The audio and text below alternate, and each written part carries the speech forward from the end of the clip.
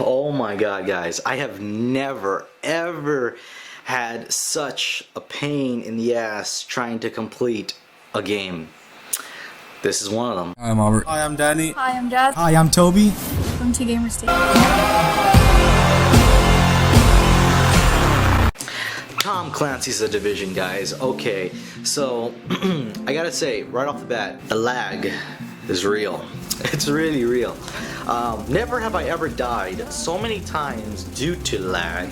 It's a very this game is kind of a disappointment. It's one of those games that I didn't believe in the hype, and I really didn't believe in the hype because this game was a strictly online game, and I don't really like strictly online games. I hate it because it's kind of like, well, what happens when your internet goes out? You can't play the fucking game. And in this case, this game, I gotta say, this game is a grind. And if you don't have really good internet, this game is really gonna suck.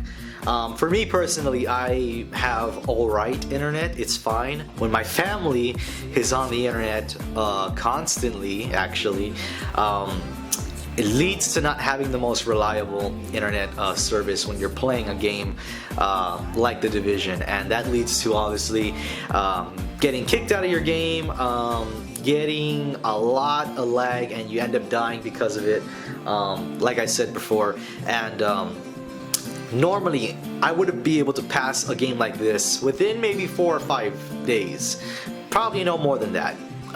However, this probably has taken me about 8 days, maybe more, to pass it, and I gotta say, it has an unsatisfying ending, and it really has uninteresting characters. The story is kind of alright. It's a whatever story, and I don't see a lot of replay value, and I don't really see why did it have to be online. This game is one of those games that I wish was an offline game. One of the best ways to describe this game to you is that, or how this game could have been better yet, is like Bloodborne. Bloodborne was a game you could play offline, and it was and it was just a good game offline, but you add the whole online element to it, and this game would have been just as good, or had a much better user-friendly experience if it kind of did what Bloodborne did, and that was you pretty much played the game offline, and you had segments of the game where you could play it with multiple players. Now in this game you can obviously have multiple players throughout the entirety of the game, and you don't necessarily have to just invite players to missions. However, the game does have pop-up things at the beginning of missions, just like right before you go into a building or whatever, or to a certain section.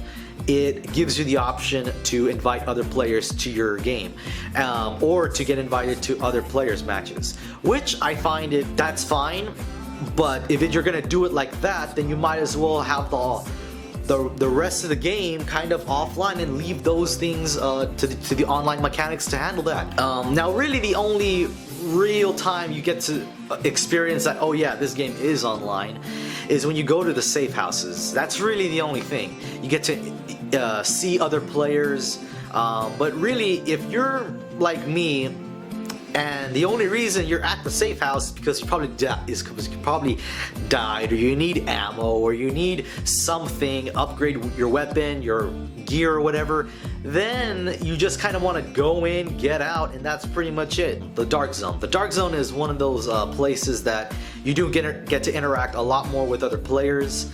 But I'll also talk about the Dark Zone a little bit more later on in this video. If you guys did not believe me, if this game was just a strictly online game, let me go get it and I'll show it to you. See there, internet connection required. Alright, boom. Don't know why. Have no clue why it's like that, but it is. And I'm gonna be kind of talking about, let me fix my camera for a second. There we go. So I need to ask you guys, why is this game really just online? Because as I was playing this game, really at no point did I really ever need help per se. I did try it out once just to see what it was like, and it didn't turn out as good as I wanted to. By all means, I felt like there was a kind of a connection between me and the other player. A lot of strategic movement. I move up, I cover, or I have to cover him, or vice versa. It's a lot of strategic gameplay going on in this game, which is great, and I like that. However, it just seems like that's really the only part of the game where you just really need a partner. Because really, I mean, well, never mind, even scratch that, because that's total BS. You don't really need a partner in this game. You can literally pass this game by yourself. At no point do you ever really need a partner. You just really need to grind it out, get better weapons, get better gear, and you're able to pretty much pass any mission, and that's pretty much it. I have to say that this game, at times, it's great. The first couple of hours, this game is interesting. It's worth doing all these things, going through the grind. But like once you're like halfway through the game, you're just like, why? Because the story, the story of this game is pretty much a virus outbreak happens called like the dollar flu. The green poison is also referred to as in the game, and really it's just people getting sick, people dying. It's kind of like a combination of like smallpox and some other shit.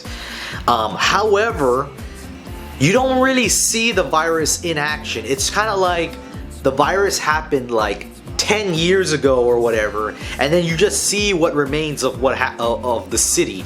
There's dead bodies all over the floor.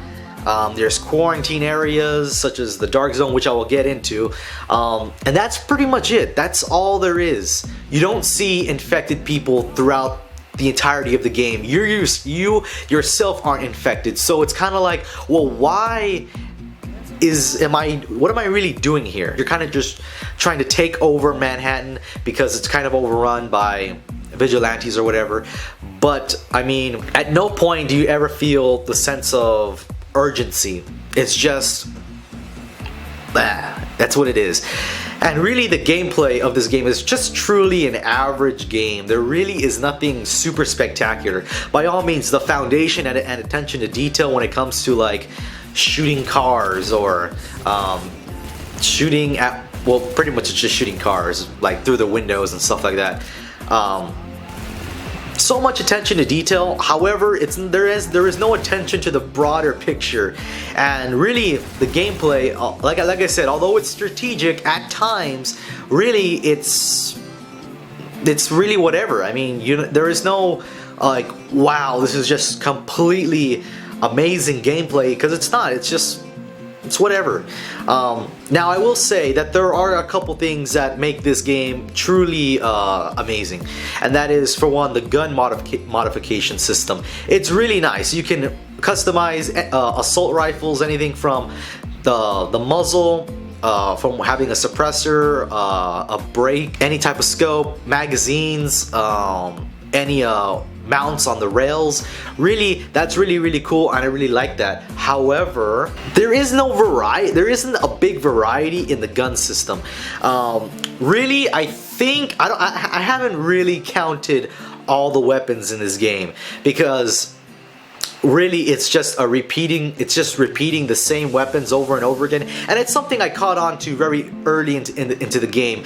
As I was leveling up, I kind of just saw the same weapon. It was like, oh, don't I already have this weapon? I literally asked myself this many times throughout the majority of the game. It's like, don't I already have this weapon? And I check, and yes, I do. It's just the damage is a little bit more higher, and that's really it. At the most, I believe there are about 7 to 6 weapons for each class. So assault rifles, submachine guns, shotguns, snipers, what's the other one? They call it lightweight machine guns, but I think it's just and heavy machine guns. And then your sidearms, it kind of varies depending. It's not always pistols.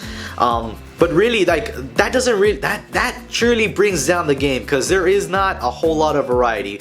The main weapons is like a police assault rifle, a SCAR, lightweight, heavyweight, and some snipers. And that's really it, guys. I mean, the looting system, I gotta say, also is really nice. It's pretty cool. You get to see what your enemy has dropped down, and sometimes they come up with these glowing lights that come out, and that obviously means that they have a superior type of equipment. Sometimes it's blue, and that means it's just like a specialist type of gear, and sometimes it's green, which is just your standard. At times, but once you're already higher level, like let's say you're like a level 26, and you're like shooting and you're killing like enemies that are like a level 20. That's all you're gonna get is level 20 gear. And obviously, if you're doing side missions, because sometimes you go through the regular missions, you kind of avoid the side missions at first. But once you start getting to the higher and higher or harder and harder enemies, you start going back to do the side missions, and that's when it starts to get a bit of a, and that's when it starts to get a lot of a grind. Overall, guys, I think this game is just balanced, and what I mean is that there's a lot of shit things about this game, there's a lot of good things about this game, or just average things. It's average bad things, average good things. Like I said, I don't really see the purpose of this game being online, because really you don't need it to be. This game would have been a whole lot better and a lot more user friendly if you guys don't have the best internet out there. This game is a pain in the ass to play. I almost forgot to talk about the Dark Zone. The Dark Zone, guys, I feel like it was a bit of a fail. Because really the Dark Zone just kind of looks like the regular city. It's just, there's a lot more enemies, and there's like every corner there's like an enemy, and there's a fucking purple enemy, there's a yellow enemy. It's just a pain in the ass, really. That's what it is. However, there are some interesting weapons, some higher level weapons you can go and grind it out and try to fight your way to get those things. At times you will be frustrated though, because some people might accidentally kill you or purposely kill you and take your shit. Personally, I've never experienced that. I kind of just do things on my own, hopefully don't end up dying. That's pretty much what you're going for in the Dark Zone, is just hoping not to die and hopefully no one takes your shit. That's pretty much how it is in the Dark Zone, guys. Anyways, guys, that's pretty much it for this video. So what do I have to rate this game, guys? This game, I feel like there's nothing really going for this game. I feel like this game really deserves a 5. Okay, this game is a 5 out of 10. It's a super average game, nothing truly spectacular about it. If you guys are debating on getting this game, I highly suggest you wait it out. Wait till it drops down in price, wait till it goes on sale. And normally games that are strictly internet based, they kind of normally do drop down in price fairly quickly. That's it for this video, guys. I hope you guys enjoyed, and if you did, by all means hit that like button, subscribe to my channel if you're not already, as well as if you thought this video completely sucked, there's a dislike button right down there for you to press. I'll also answer any questions about this game if you guys have any, and I will see you guys in the next video. Peace.